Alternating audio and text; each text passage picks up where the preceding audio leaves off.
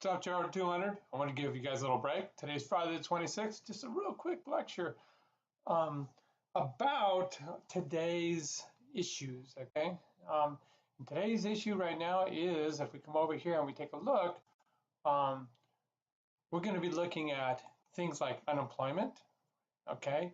Things about the stress, okay, associated with employment as you get older, and just the stress of making ends meet, okay? And that's what this, we're into kind of social and economic aging. And this is a big deal, okay? So I want you guys to get in here and talk about this. You know, we're kind of honing in on business majors right now, okay? And this is complemented by kind of a global economic discussion when we look over here at the course readings, okay? So we look over here at the course readings, and what do we see here? We're looking at the economic and social implications of an aging society. We take a quick look at this article right here, and there's a lot going on in here, and it's a beautiful article, okay? I really encourage you guys to kind of dive into this thing. It reiterates a lot of the things we were talking about, okay? So we can see here, you know, this is world, okay, these aging pyramids. And you see by 2050, the distribution is going to be a lot of older people relative to the number of young people. It's a kind of a ratio, the dependency ratio that we were talking about, okay? And you look over here and just you read this paragraph, it's just mind blowing. Okay, and we look in Europe where they say that it's going to be substantially impacted, and by 2060, and you guys are going to be around, okay, around then, okay.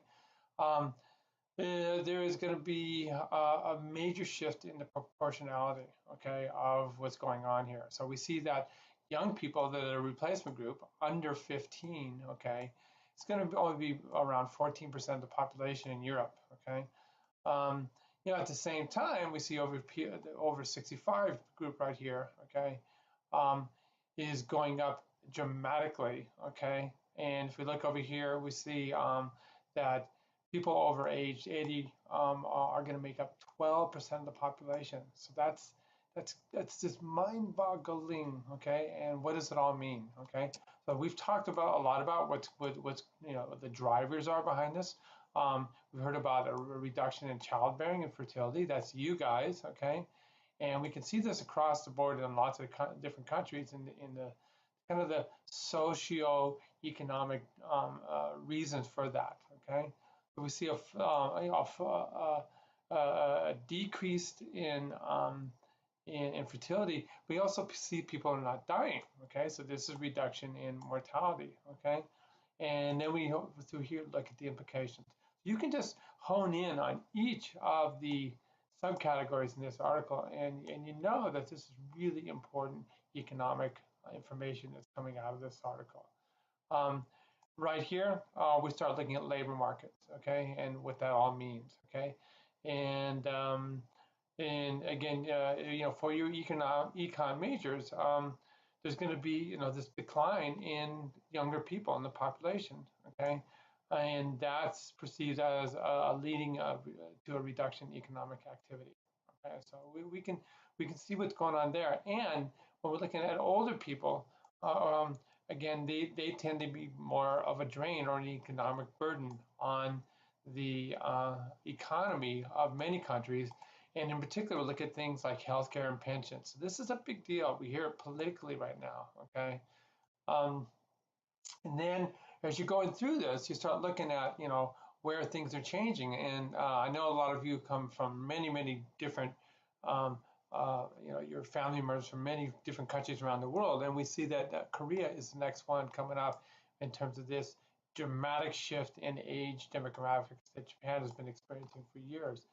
And so what are you going to do? Okay, nobody's having children. How do you keep the economy running? Okay, so immigration is one. Okay, it's a big deal. Okay, the other thing is we need to make it so that people will work longer.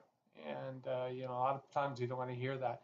Increase childbearing, but that's not a big deal anymore. Okay, so we're going to have to see this working longer issue right here. Right. So, okay. So apologize about that right there.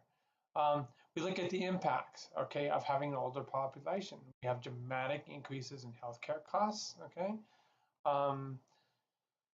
And as we keep going down here, it has an impact in terms of, as we've seen, caregiving and families and things like that. So this is a really, really cool article that many of you business majors are going to be able to use, not only in gerontology, but also in some of your other courses. And it's just something to think about in terms of, where you see your generation headed, okay? All right, so when we get back over here and we go, they indicated into the discussion, we'll go right here, click on, boom, okay, and we start talking about some of the issues. We're expecting older people to work longer, and yet they have a very high unemployment rate because they lose their competitive edge, okay, and the significance of this, as we're looking at this, is I want to get into show you what's coming down the pike here, and that is so many people are not prepared to retire, so they have to work, and yet they can't find employment. Okay, so when I go into the discussion, I just want to show you what's coming up.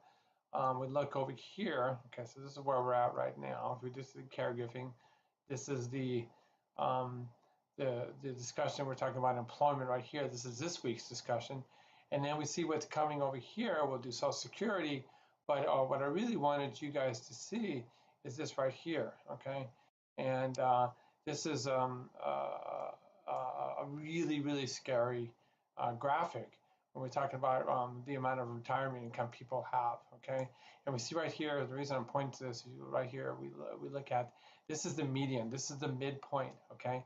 And of everybody in America, okay? And the median of people 55 to 61, what they have in terms of assets is $35,000.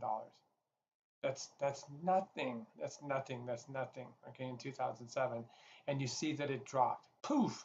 Okay, it dropped precipitously with the recession, and right here you see that these people are not ready to retire. They're relying solely on Social Security if they're lucky, and so there's a lot of trouble coming down the pike. Okay. So anyways, I just wanted you guys to check that out. It's a big deal. And okay, so we're gonna make it short and sweet today. And we're firing through the critical thinking assignment number 2. You guys did a great job. And it's time to start thinking about the interview paper, one of your last hurdles.